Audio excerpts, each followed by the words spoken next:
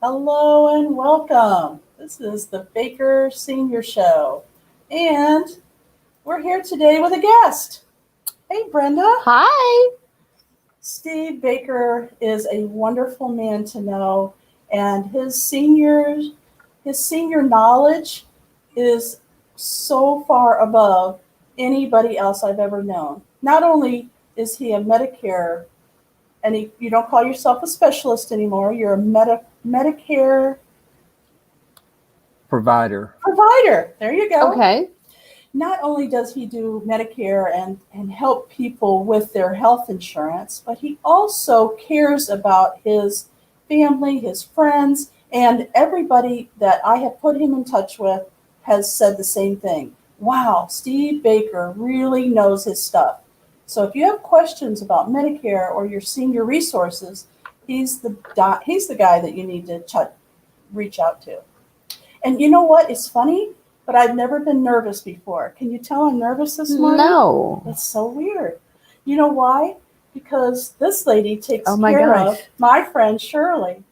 So Brenda Moutin is our guest today, and she owns a home called I'm Home, I'm Home. And it took me a long time to find I'm Home because there's a lot of places out there that really don't meet my standards as far as taking care of my friend Shirley. So I want to introduce you to Brenda Moutin, and Steve Baker, because both of these people are caring for the seniors the way I want them to care for seniors. So thank you both. Well, you're welcome. You're welcome. Thank you for having me. Oh, I'm so glad. Yes. So, Steve, let's start with a couple of questions for you. Tell me and the audience that's watching today a little bit about what it is that you do. What gets you up and going in the morning and passionate about helping seniors? Well, I've been working in the Medicare area close to 18 years now. And when I first started, I had almost no knowledge about it. And over the years, I've developed certain arenas in terms of even a specialty within a specialty. Medicare itself is a specialty, but I focus a lot just on one area. But then I more recently, I've gotten off into the other area.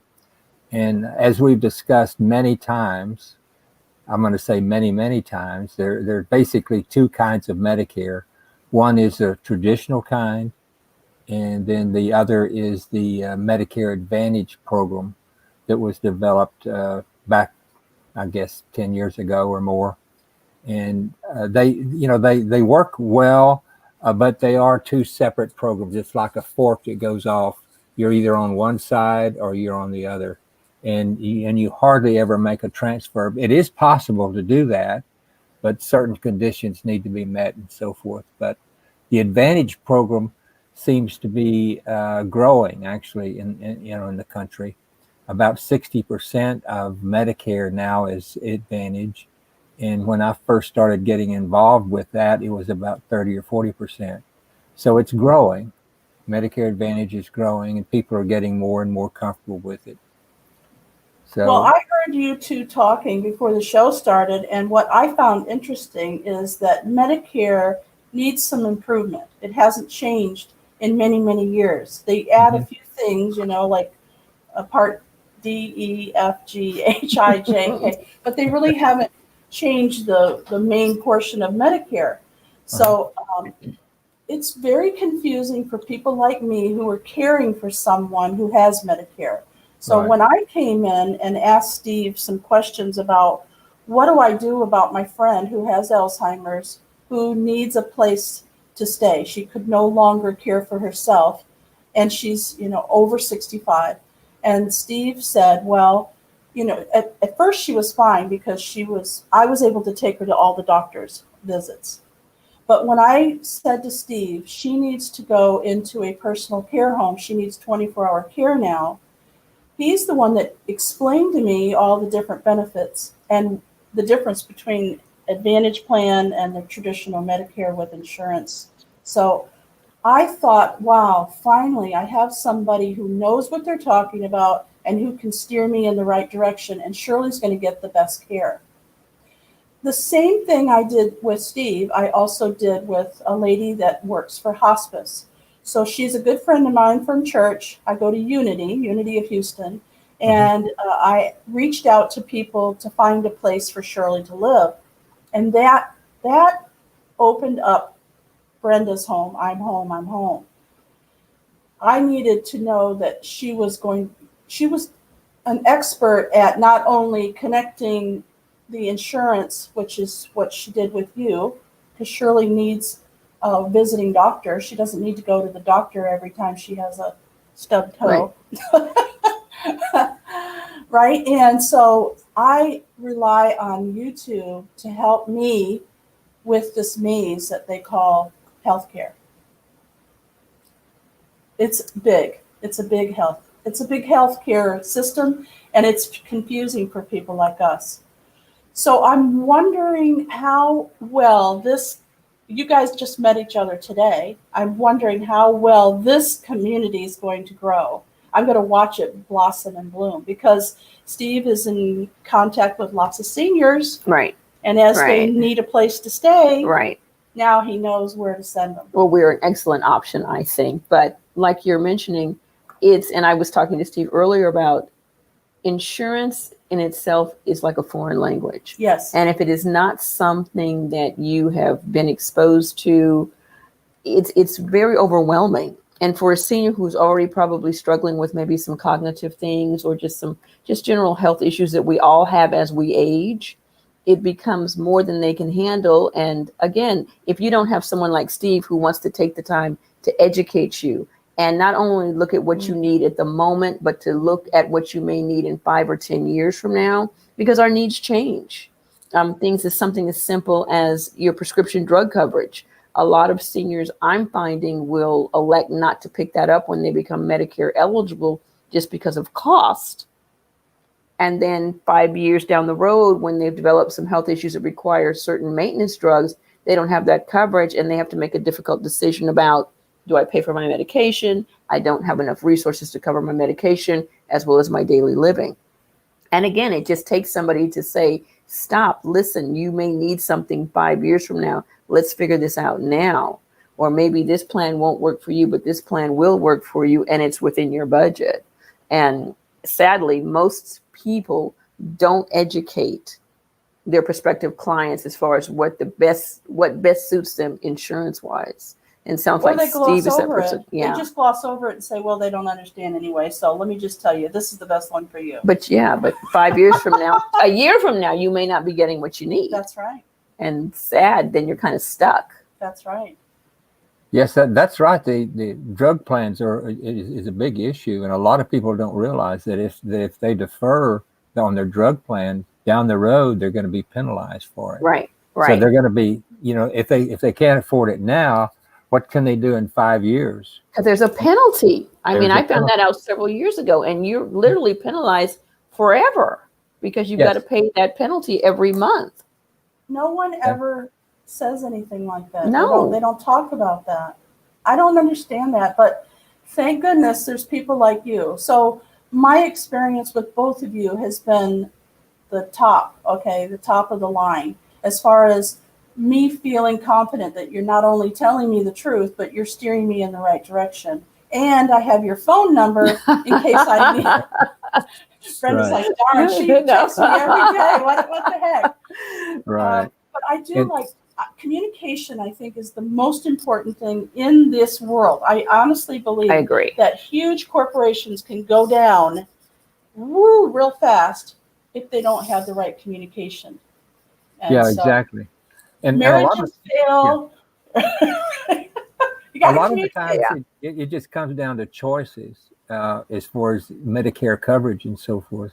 You can choose the big branch, which is as we've explained, traditional Medicare versus a Medicare Advantage plan. But within those two, there's still branches that you can. Once you decide which one of the large branches you want to take, then going down that one, there's several choices that you need to make over here. Right. So you've already passed up this one. So that's fine. We've made that decision. Now there's some other choices that need to be made. So in order to get the right coverage for your situation, it's a matter of choosing this or that. And that's where the questions come in. And that's where and then, just somebody who can take the time and listen to the potential client's needs. What do you have? And I'm not saying that you have to sit there as if you're doing a comprehensive health history, but, just get to some general information. Are you suffering from anything now? Any of the, drug, hypertension, diabetes, things that happen as we grow older, things that are happening to all of us because we're growing older and we're living longer. And you just have to kind of be aware that I'm going to need blood pressure medication. I may need diabetes supplies, the things that you're going to need now. And what are you going to need in a couple of years? What policy, what plan is going to best suit you? Brenda, let me ask you how you got involved in senior care. Because I'm a busybody. No, actually, my dad became ill and needed a provider, caretaker, overseer, and that kind of fell to me. And as I did it and realized that even with what he had, and he had none of these issues because fortunately he had great coverage and everything, but it required somebody to really advocate for him. Just because sadly, the medical community has certain opinions. And if you don't have somebody to fight your battles, sometimes you kind of get overlooked. Yes. And as a result of my background as a dental administrator, I was able to kind of transition into advocating for him for his medical care. And once I did it, some of his peers kind of said, well, God, how does she get that done? And all of a sudden I was yelling and screaming for everybody. So as my dad sadly has passed away, but I kind of found my niche. I liked kind of hanging out with the seniors and hearing funny stories, and it just was kind of something, I guess, that was meant to happen. And when I was in California at the time caring for him, but when I came back here to Texas, I made some decisions about career changes, and I really enjoyed working with seniors. I mean, you gain a lot of knowledge every single day. They keep you laughing, and that's kind of how I fell into it, and then realized that there were some deficiencies in coverage, care. Everybody sadly does not have a family support system like my dad did. Some people are here really with nobody, or they've become, alienated from their family. They're just kind of on their own. And I just kind of adopt them. Yes. So how did you make a decision to open up a care home? That is an interesting story. My business partner and I actually thought about doing, because we were both had a dental background, doing something a little different, mobile dentistry. And one night we were sitting around talking, and we recognized, because there's a need there, but we were talking about the fact that, well, we can go into homes and provide care for residents. It'd be easier for us to bring things to them versus them having to come to a traditional office. So we started kind of reaching out and doing some marketing with some of the personal care homes. And what I saw scared me. Yeah. And so I'm like, I can do better than this. Yeah. And so we sat down, we came up with an overall business plan. And basically our motto is, because I'm home. We're home with the extras. And that's what we want our residents to always feel like, this is their home. So we simply just set up a business model saying, you can do this and treat people well and with dignity, and, not have them living in deplorable conditions. And that's kind of how I'm home was born, because I just didn't like what I saw.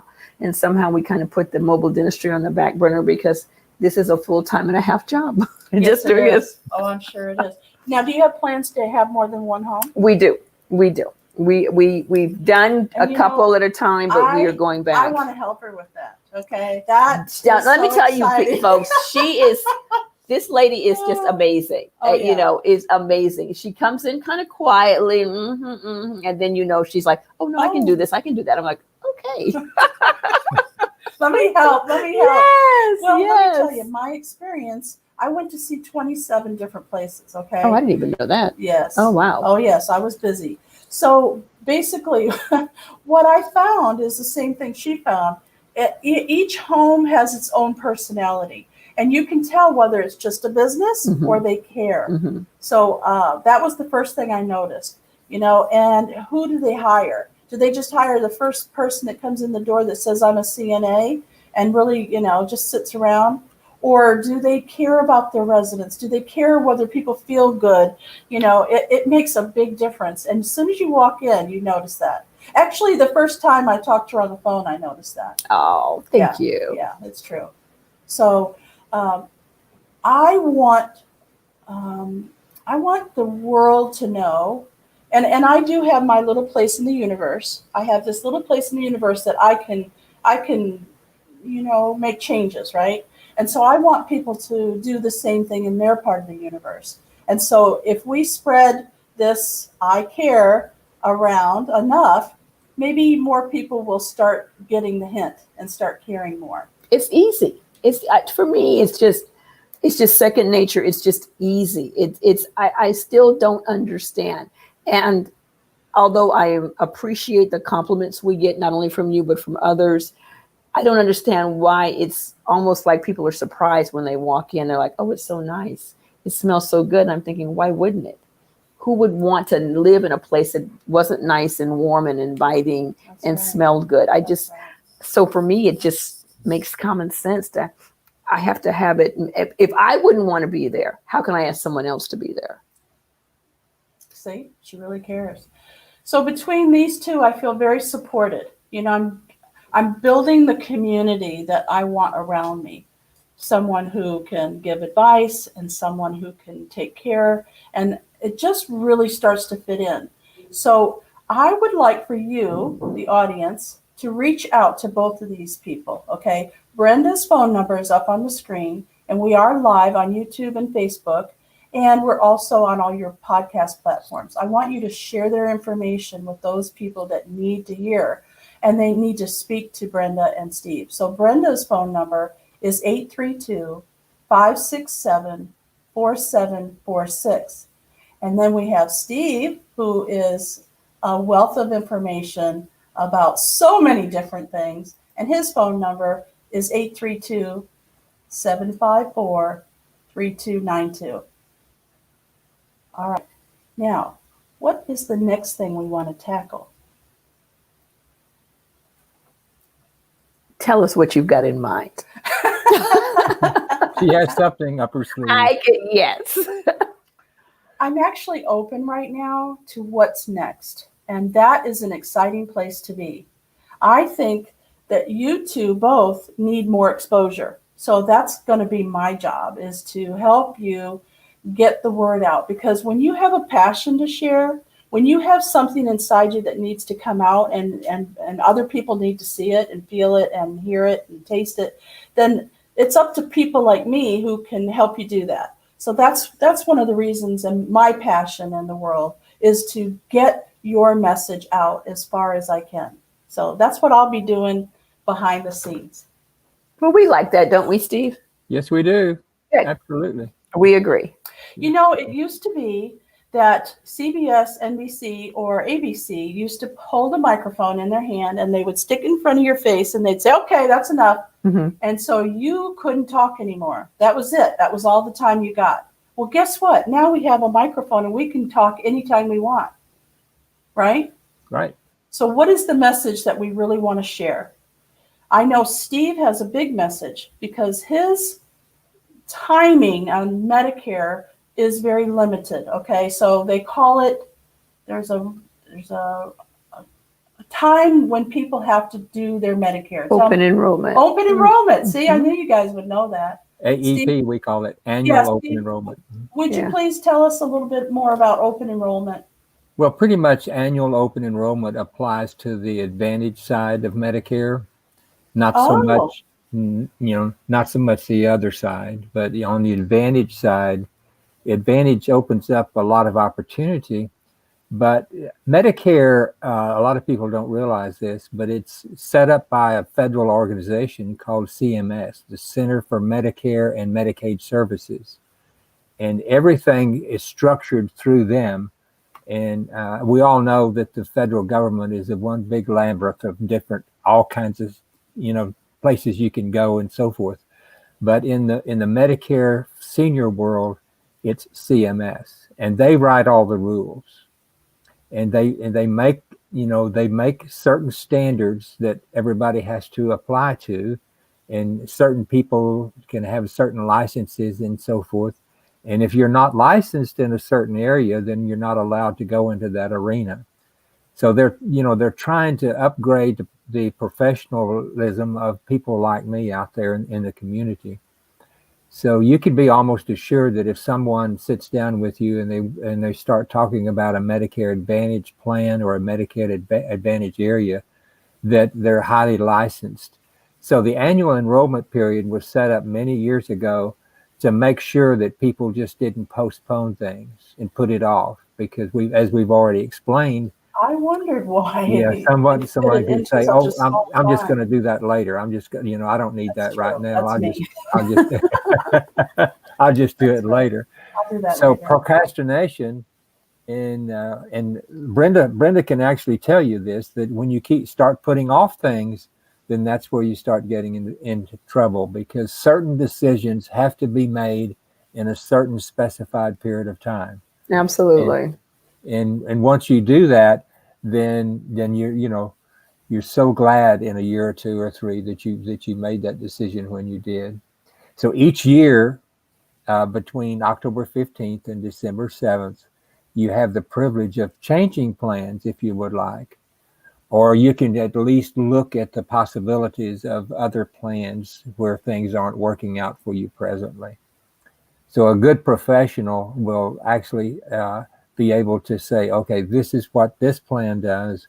This is new this year for this plan, and you might want to consider making a move or not, depending on your circumstances and how you feel about it.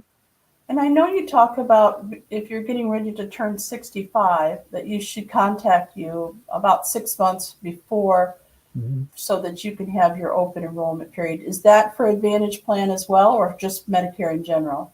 It's actually for both of them. But when I say the 6 months, it's actually closer to 3 months, anytime in that range. But if you're turning 65, you need to really sit down with somebody who's a professional and can guide you according to your resources. And if someone has more resources, then maybe another plan would be better for them. If someone has limited resources, then this plan would be for them. There's something that's called a dual plan. When someone is on a dual plan, they're eligible for Medicare and Medicaid at the same time. So, but certain standards have to be met and certain criteria have to be in place before you can actually move into that area. So a good professional will be able to tell you what the guidelines are for qualification in certain areas. And I know that Steve is very generous, and he will give you a free copy of the book Medicare and You just by giving him a call at 832-754-3292. Now, that book is probably never going to get read, but let's say you have a conversation with Steve or a conversation with Brenda, and you don't quite understand what it was they were talking about, or you want to try to explain it to your spouse now, you can return to that page in that book and it'll clearly, it comes from the government, correct? It's right. Yes. So it has all the details. It's like putting a bed together. It has all the details, but you want someone like Steve to explain it to you. Yes, and they have a new issue every year. So right now we're dealing in the 2020 book. Soon there will be a brand new, and I guess they issue it in October of every year. There'll be a brand new book updated for 2021. So it comes out every year. Mm-hmm. Yeah. Now, Brenda, how do you handle it when someone new comes and looks at your home and says, okay, I want this for my mom, or I want this for my sister, or however they get to your home? How do you handle asking them about their Medicare or their health insurance? It's usually part of the initial conversation, only because I want to make sure that if they don't have what they need, we can certainly make recommendations that they consider making some changes. So it's one of those things like anything else. When I'm pretty direct, I just ask. There you go. And then if I, recognize that you've got somebody who's probably over their, it's over their head, or they're just overwhelmed. Because it's interesting, a lot of children who are now becoming the primary caregivers or overseers of their parents really aren't prepared. I know that when my dad became ill, it was difficult for me to change roles, where I became the person who made decisions, because he was still, that parental unit, that person, but I had to take over making decisions for, his day-to-day life. And he's still your dad, so you're kind of conflicted, and you want to show the respect that been raised with. That's right. So don't you tell me what to do. You're my daughter. Exactly. But I have to, because you can't quite, remember what to do. So again, you just sit down, you get to, it's very helpful when you have family or friends who are there to advocate, because then you've got somebody else who's got their best interest at heart. But sadly, there are a lot of people who don't have that. But I always start with that conversation. Communication, like we talked about earlier, is important. Whoever is part of the village to help people make, live their best life. That's right. You talk with them, you get a feel for what's going on and what the needs are, what needs aren't being met at that particular time, and where we can improve on things. So, I think Brenda would feel comfortable now reaching out to Steve and saying, Steve, I think this lady needs your help. Can you help her with some Medicare and some information on healthcare? And also, Steve would be very confident now, knowing about you and how well you take care of my friend. And he can also give you referrals. I built my business on referrals. I never did any paid ads or anything, because I felt like if they came from a referral, they already trust you. Right. Right. And right. So I think that's really big. Now I agree. Nowadays, it doesn't hurt to have a little ad out there as well. But I think that if they come by referral, they're more apt to be the type of person that you want. Right. I mean, my mom used to say, you got to walk your talk. Right. So it's great for somebody to put it on paper and say you're wonderful, but you've got to actually be that person. That's right. So yeah, I agree with you as far as the referrals and the relationships, because your reputation is everything.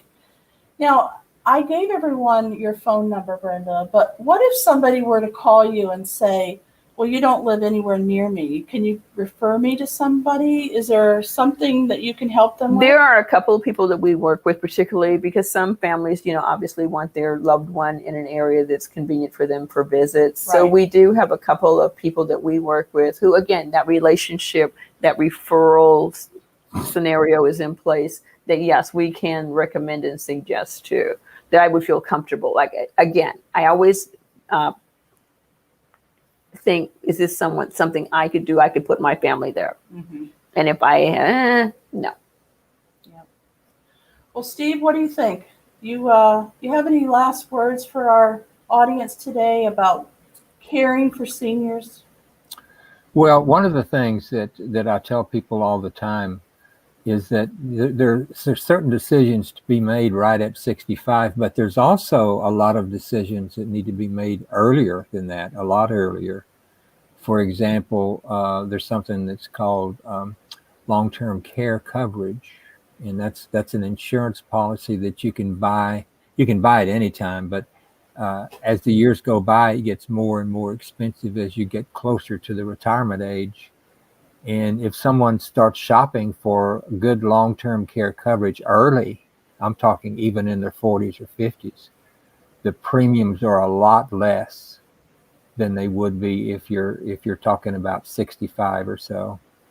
And also they're what we call basically sensitive to the health to your health situation.